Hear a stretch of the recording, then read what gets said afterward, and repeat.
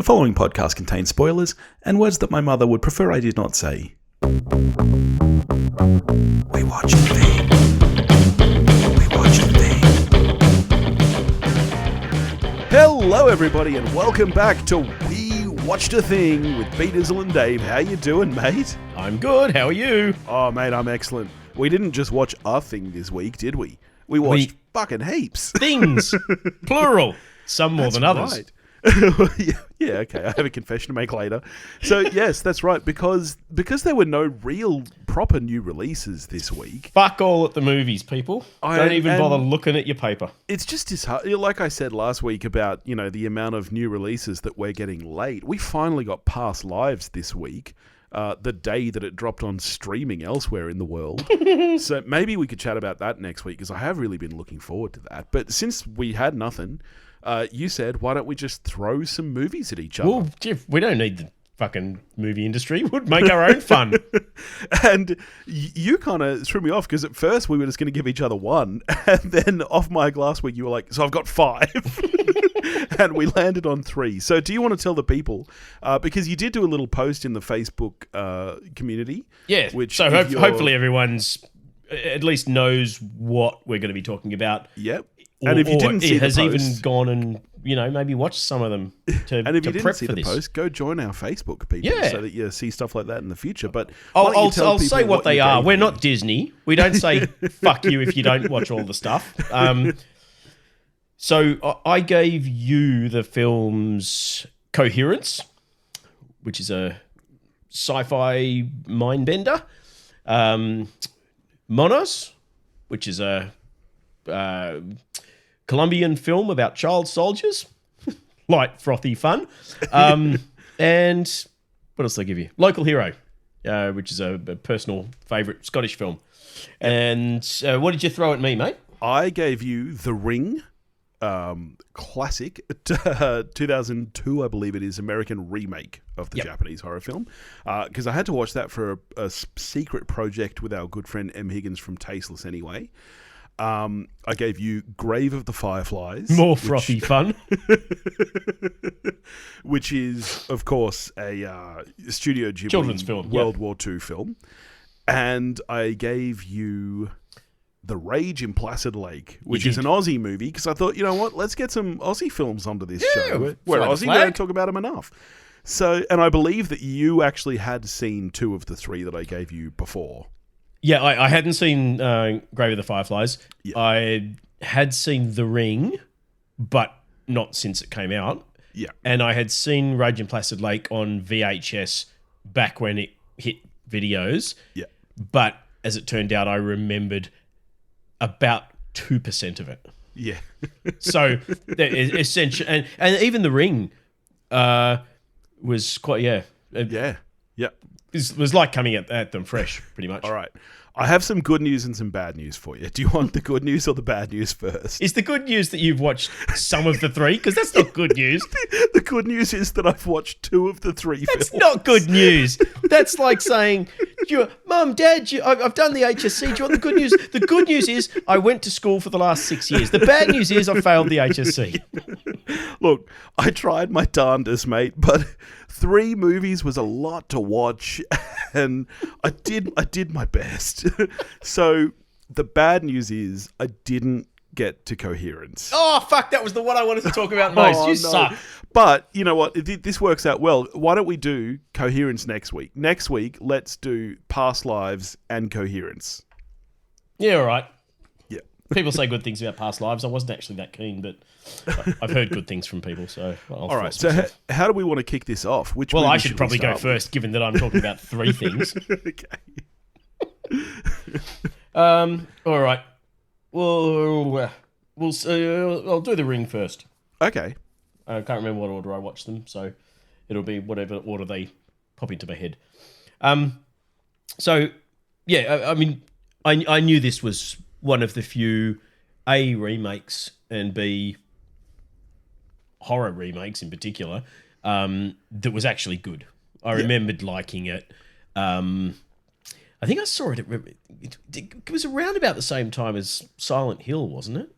Yeah, it must have been. Yeah, that Because I remember sounds thinking, right. oh, look, Aussie actresses and all the horrors. You got Rada Mitchell and you got Naomi Watts. And fucking, what's his name? Who's Talk? Martin Henderson. It's all Aussies. Yeah.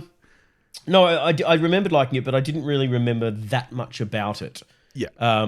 Whereas Ringu, which I also haven't seen probably since around about the same time, I can sort of recall specific scenes and moments and visualize them. They're quite different films, really. Yeah. Well, the thing that struck me about the Verbinski one, this one, it is a horror, but it's not really a horror. It's a mystery film. Yeah, this is true, because this is the only of the 3 films that I gave you. This is the only one that I rewatched because I had to anyway, and I had forgotten that as well. I remembered this being a lot scarier than it was, and quite frankly, I remember it being a lot better than it was. I still enjoyed it on rewatch, but I don't think it was as good as I thought it was back in 2002. It's very solid. The acting's all good. People forget Naomi Watts. This is her at her most attractive. Fuck me, she is a good-looking woman in this film.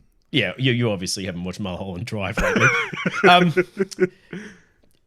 We forget because the Bloody Pirates franchise and its diminishing returns has kind of tainted Gore Verbinski, but he's a solid filmmaker. I mean, the first Pirates movie is up there with John Carter and the Mummy for me as peak action movie, adventure film. But this is a really well made film. Yeah. But it's not. It's barely a horror until the final sequence with Martin Henderson, which I had completely forgotten was even in there. I thought the credits were about to roll before that, and I thought, wow, they're ending on a weird kind of upbeat, happy note where they save the nice girl. Yeah. None of this is what I remember. I didn't think that the girl was the goodie. And then you get. How I forgot it, I don't. It's one of the most. The crawling out of the TV is probably the most iconic thing in the film, and I'd completely forgotten about it. Yeah. So that was, and that's obviously pure horror. But up until then, it's really a mystery thriller, and it reminded me. I don't know if you've seen Dario Argento's Deep Red. No, I've not. No. Which is one of his best films. And it's a similar thing. I mean, it kind of gets lumped in with horrors and slashes and things, but it's a mystery thriller as well, where your main character's piecing together the old photos and anecdotes and all these things and trying to track what's causing the death and the killings and things. Yeah. But it's really it's the journey of the mystery, and that's pretty much what this was. I need to go back and watch Ringu again because I'm pretty sure that's not what that. Yeah. That's just scary Japanese girl killing people. It's interesting because it's kind of bookended by horror scenes. I had forgotten, when the movie started. Amber Tamblyn. That's what I was going to say. I'd forgotten fucking Amber Tamblyn was in it. When the movie started, I thought I'd put on Scary Movie by mistake because one of the Scary Movies starts with a spoof of that opening scene. And I was like, oh, shit, okay. I just completely forgot. It feels almost out of place in this movie because it feels more like it fits with the Scream franchise. Well, it's a very... Scene. It's... I was going to say Scream was... But no, Scream was 96 or something, so it obviously predates this. But it is that very Scream-esque name actress. And I don't know how I'd forgotten that Amber Tamblyn is in, and it's because it's not short. She's in 20% of the movie. It's a long open. Yeah. But that was one of the best. That was one of the best parts of the film. I really, really enjoyed that opening with Amber Tamblyn. The only real negative, weirdly surprised child actor who never closes his eyes. Yeah, he's just wide-eyed from start to finish. I don't think the kid. He doesn't blink. I'd really forgotten how much of this movie revolved around a child actor, and he's not. It's mostly about Naomi Watts, but I'd forgotten that kid was even in it, and he's very, very. He's bad. not. I mean, he's not Newt level bad acting. No, but I'll if I had the energy, I'd go back and watch it on. In slow-mo. I don't think he blinks in the entire film. He's just wide-eyed the entire time, which is very off-putting. But that aside, enjoyable watch. And it's made me want to go back and watch Ringu again. Yeah. So that's a plus as well. I'm glad you enjoyed it, because I'm one of the few people who likes Ring 2 and even Rings, the recent one, which I know everybody I've hated. never seen any of the sequels, I don't think. Yeah, right. Probably because I just Rings was assumed they would only, suck. must have been 2-3 years ago, and I think everyone else thought it sucked, but I enjoyed it. I like a bad horror movie. I want to go... it's also made me want to go back and revisit the Ju-on remake, the Sarah Michelle Gellar. The which Grudge, I much like this, in my mind, is one of the few horror remakes that's quite good. Yeah, but right. It's been again, a long I haven't seen time it since since I've seen that one. Yeah. Yeah. So, All right. yeah, not bad. 7 out of 10. Well, the first one that I watched was Monos, which I'd been wanting to watch for quite a long time, because I remember it being quite hyped when it first came out. Oh, Guillermo del Toro was up on his soapbox saying it was the best movie of the year.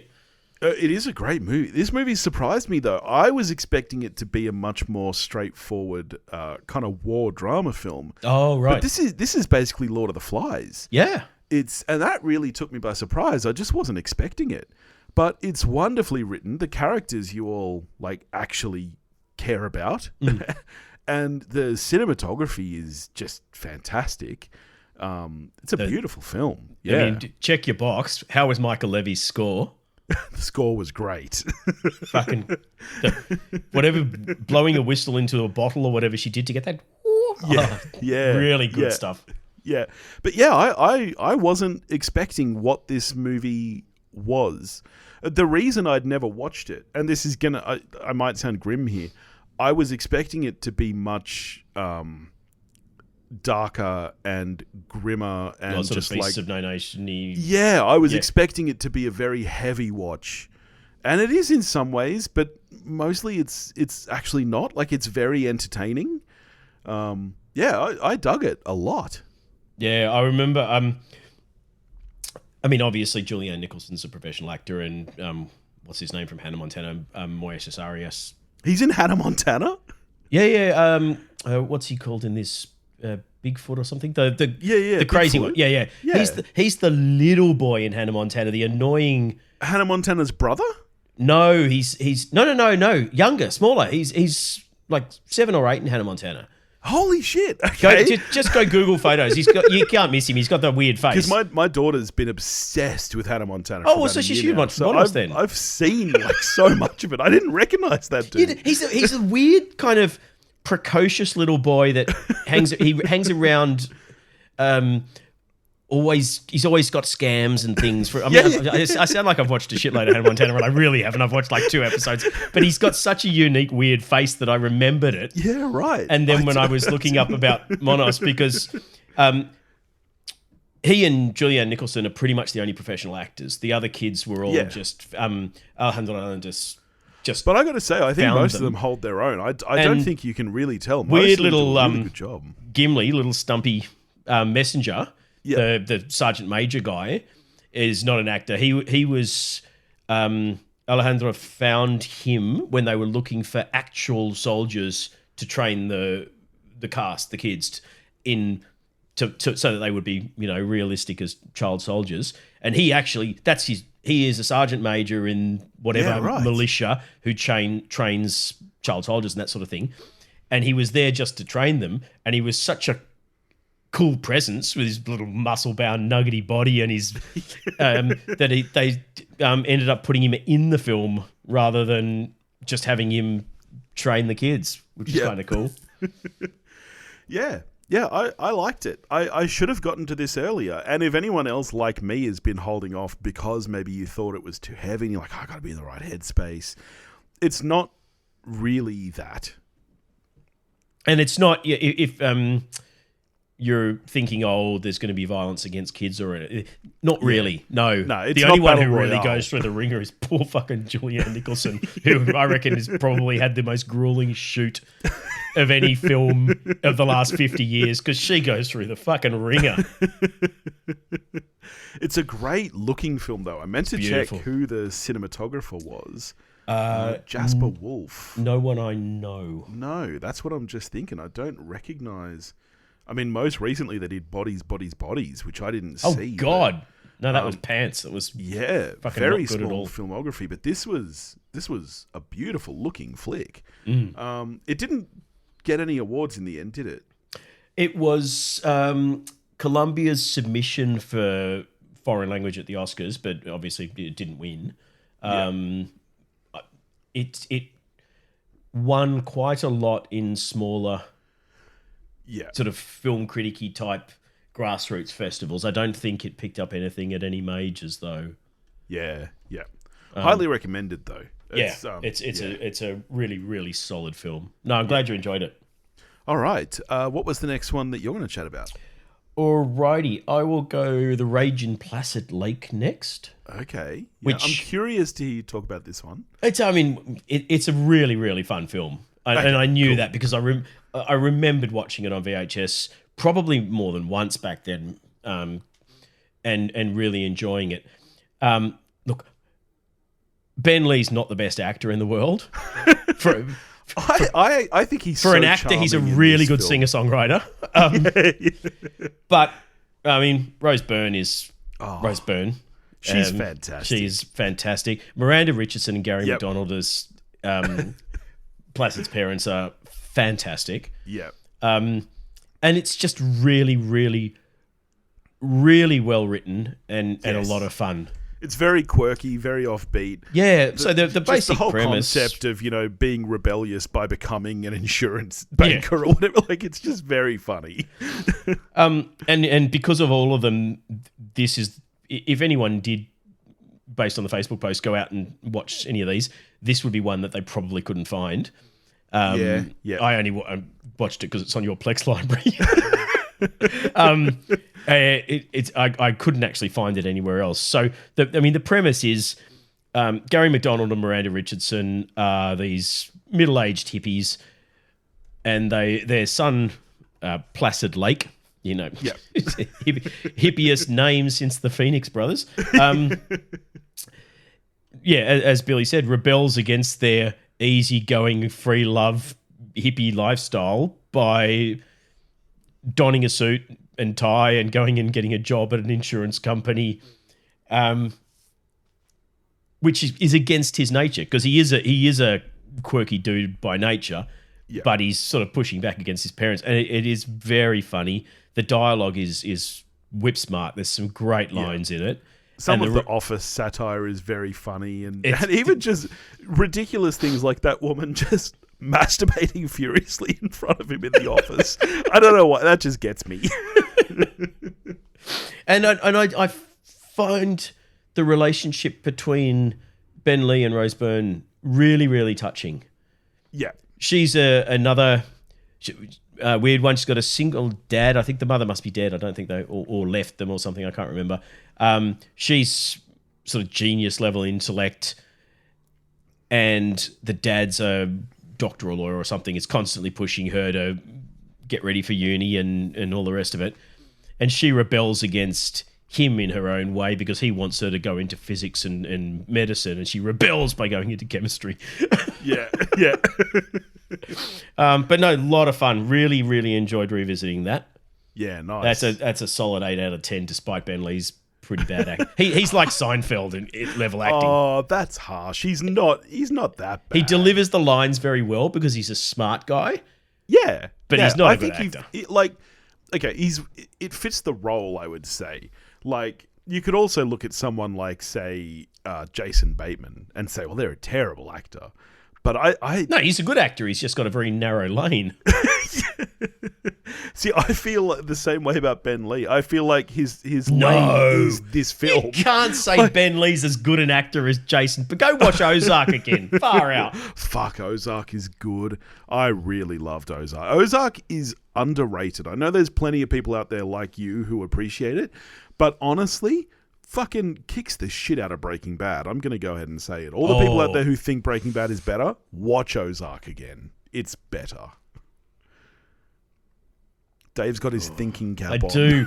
I think the highs of Breaking Bad are higher than the highs of Ozark, but I think Ozark maybe is more consistent. It's so Breaking consistent. Bad had ebbs and flowed, but I mean they're both. They're both 5 out of 5 shows. They're both great. All right. Well, speaking of 5 out of 5s, the next film I watched, and the only other film I watched, because as I admitted I didn't get to Coherence, Local Hero. This was a great watch. How good is it? It's just magical. I'm really glad you gave this to me because it's not. I mean, I love the Scottish. I love them, and we don't really get enough Scottish cinema. There's something great about that accent. This is just a fun watch. It's funny. It's heartwarming. It's touching. It's good. I liked it a lot. Like it's one of those classic stories. Like when I read the plot on Wikipedia before I watched it, I'm like, I feel like I've seen that movie, but I don't think I had. It's just one of those classic kind of grubby rich guy tries to buy a town stories. But yeah, it's great. Oh, I'm glad you enjoyed that. That was the one I was. Yeah, it's because it's not flashy.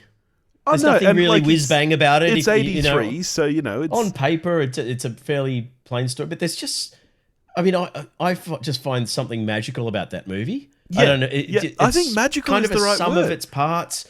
Yes, you've got the smarmy rich oil guy going to the little village, and he's slowly realizing the value of life. Blah blah blah. Yeah, but right. you've On got paper, it sounds Burt like a Hallmark Lancaster movie. as the weird fucking head of the company who's obsessed with, and for some reason has a therapist who's paid to abuse him verbally to keep him, take him down a peg. That's just weird shit like that. Yeah, and Lancaster is so good. I read he'd retired. He came back from. Cancelled his retirement because he read the script for this and just went, yeah, I'll do one more. And he wanted $2 million initially, which was a third of the film's entire budget. He's just fantastic. He's so good. It's it. And Dennis Lawson, Ewan McGregor's uncle, Wedge Antilles. Yeah. Awesome. And I'm sure that you know this. Did you know that it's been adapted into a stage musical? I do, as of about 2 days ago. I thought that'd be right up your alley. I thought for sure that you'd have listened to the soundtrack. Very keen to see if I can get my hands on it. But it's not like it was a musical at the time. It was like 2019 or something bizarre, wasn't it? Yeah. Which, you're talking 30 years later. Who is bizarre. Going... We need to make another big hit musical. What about that? No. Hear me out. There's a little Scottish film that you probably haven't heard of. Yeah. Well, I was shocked. I discovered recently when I was scrolling TikTok that there is now a musical of Death Note. I read that too. Death Note, the musical. And people are raving about it. Apparently it's doing quite well.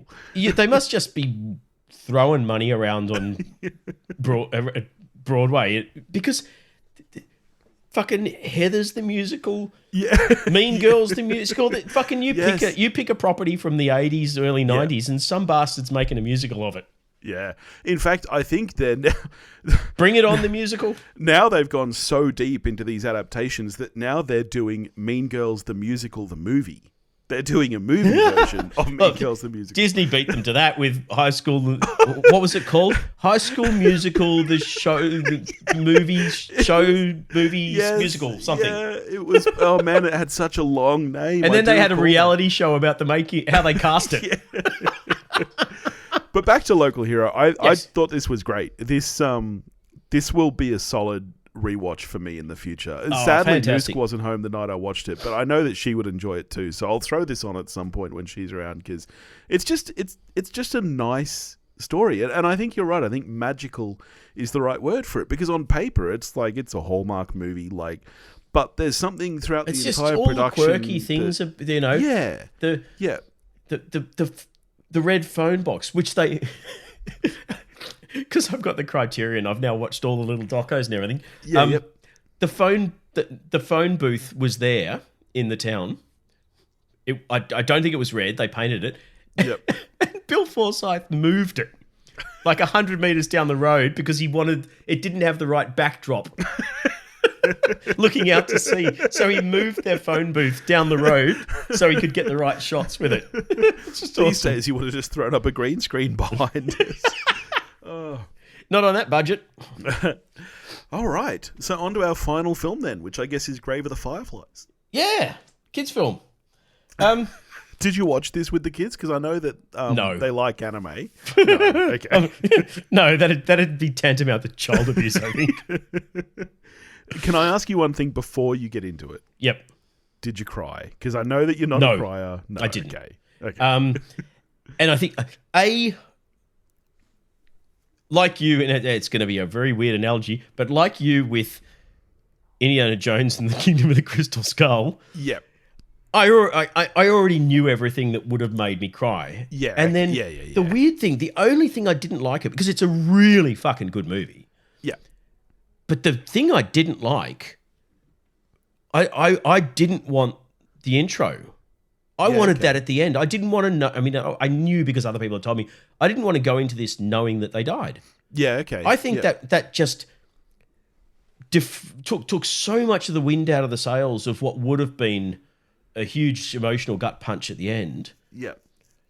Knowing that they were both going to die, I was just kind of... It was still sad. It was still a gorgeous movie. Yeah. That's interesting. Did that... Would you say that, like, actively ruined the film for you? It didn't ruin it. It's a really, really good film. Yeah. But I think it was me personally, I think it's a huge misstep in the storytelling of it. And I know I'm probably in the minority. Yeah. Everyone thinks this is 5 out of 5. I wouldn't say, I wouldn't give it full marks, but it's like a 8.5, maybe a 9 out of 10. It's fabulous. But I think it would have been far more powerful if it had just had a normal narrative structure and you'd followed these kids and grown, more and more attached to them, to then have them die, one after the other, I think would have been more powerful. I feel like that would be too soul crushing.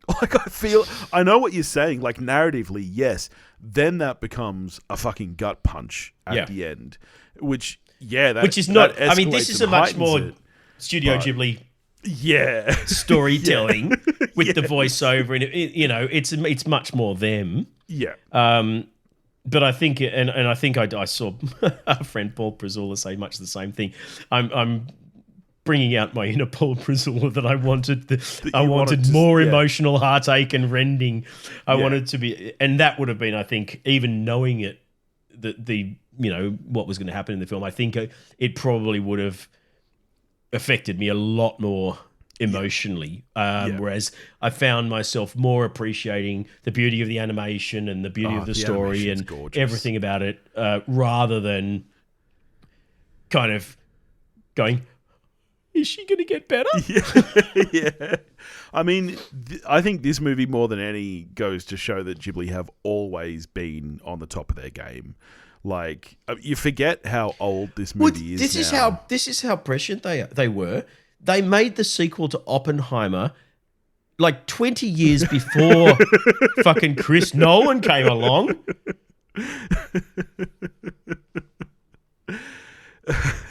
I don't even know what to say to that.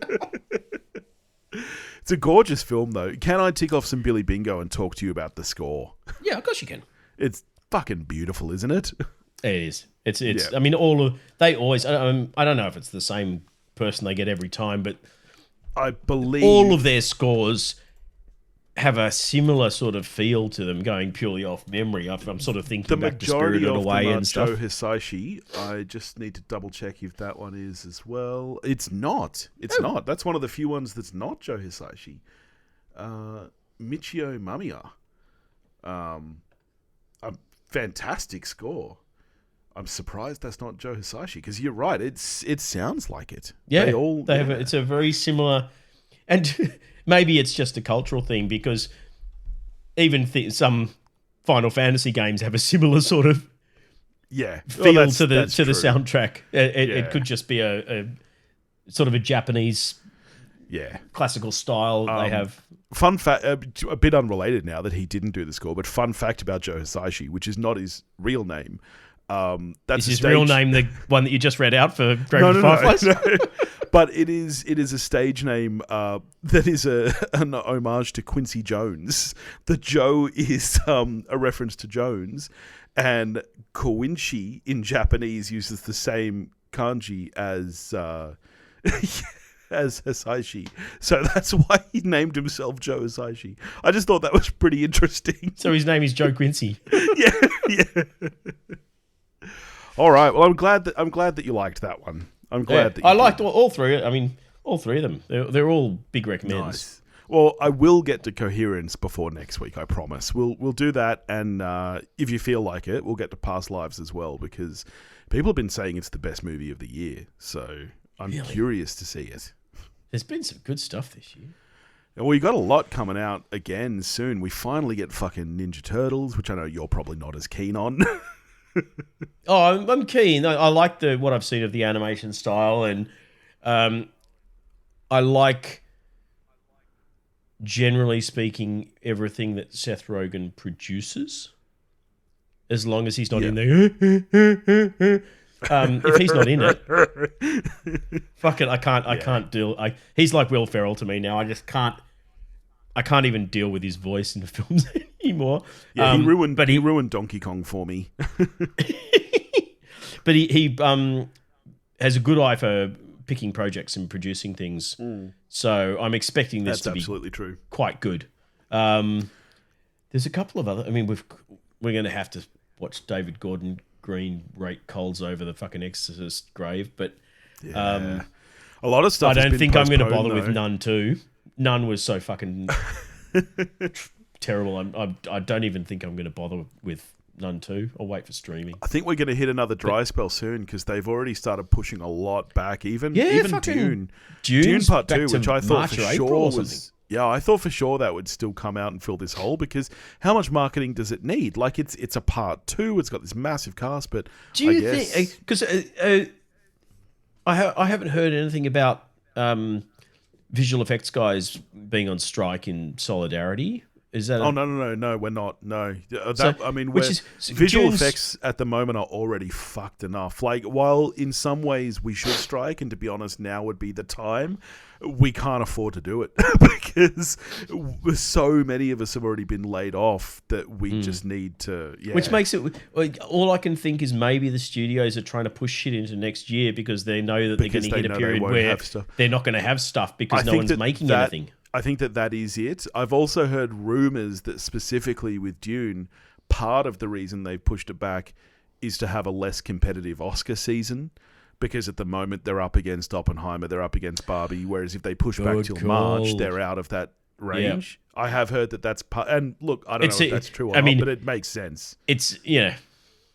Because Dune seems like a movie that should be an Oscar lock for so many categories. You would think they're going to Return of the King it. But in this year, I actually do feel like there is a lot of competitors for that. Because the pushback from that followed very crazy on the Barbenheimer release window. Yes. Yeah. Which is still killing it. Barbie's up to like 1.4 billion now or some crazy number. And Oppenheimer, 800 million. Who ever would have thought that we would see a 3-hour R-rated biopic with that kind of box office? Like, I know that Nolan is a name, but I did not expect that. I'm surprised that this movie was going to not bomb, but I thought it was not going to I thought return. It would do what you normally would expect Oscar baity, dry, long, honestly, the same as a Dunkirk or any of those. It got such a push from Barbie. The whole Barbenheimer thing, I don't know even how that fucking happened. Tell you what, I'm excited for Saw Patrol, though. With Paw Patrol and Saw X coming out on the same day. I'm going to be there in the cinema doing a double session of that. We need to get stuff up on social media with that before someone else puts it up. All right. Well, there you go. So we got a heap coming up in the future. I'll tell you one thing that is looking good. Yeah? Fuck. I'm going to forget what it's called now. There's a new sci-fi that came out of nowhere. The Creator?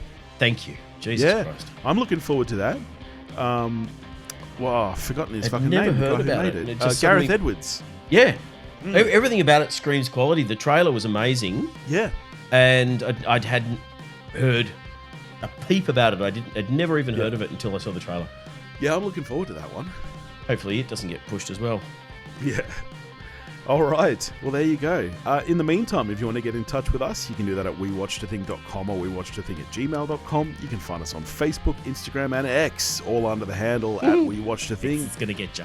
If you want to help support the show, you can do that at patreon.com/We Watched a Thing. We'll catch you next week. Go watch Coherence, Billy.